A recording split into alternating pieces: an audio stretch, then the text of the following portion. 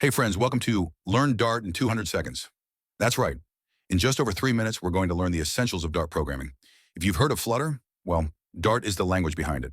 Whether you're curious about app development or just exploring something new, this crash course will walk you through the key features of Dart, step by step. Let's dive in. In Dart, just like many other languages, the main function is the starting point of your program. When your Dart code runs, it begins execution from this function.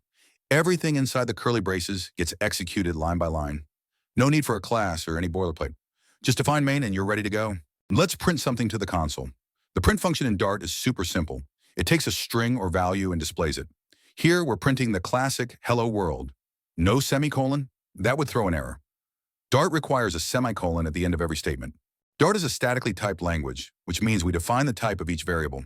Int for whole numbers, double for decimals, string for text bool for true/false values. We use string interpolation with $variable name to insert values inside strings. So when we print, Dart replaces each $sign with the actual variable value, clean and readable. Here we're working with string methods.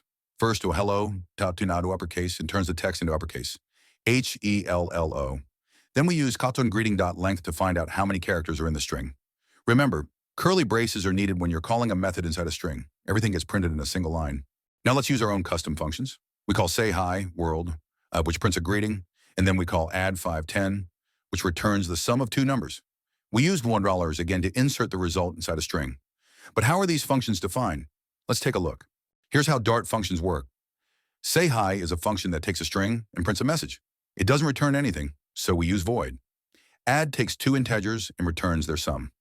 This arrow syntax equals is a shortcut for functions with a single return statement. It's simple, concise, and very readable. And Dart handles conditional logic just like most modern languages.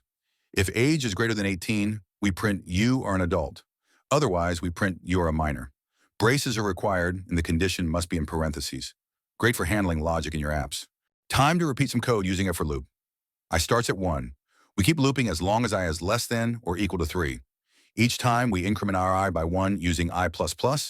Inside the loop, we print the current value of I. It will print count 1, then 2, then 3 times total. Next, let's look at the while loop. This is used when you don't know exactly how many times the loop will run, or if it depends on a condition. Here, j starts at 0. While j is less than 3, we print the value and then increment it. It works just like a traditional while loop from languages like C or Java. And just like that, you've learned Dart in 200 seconds.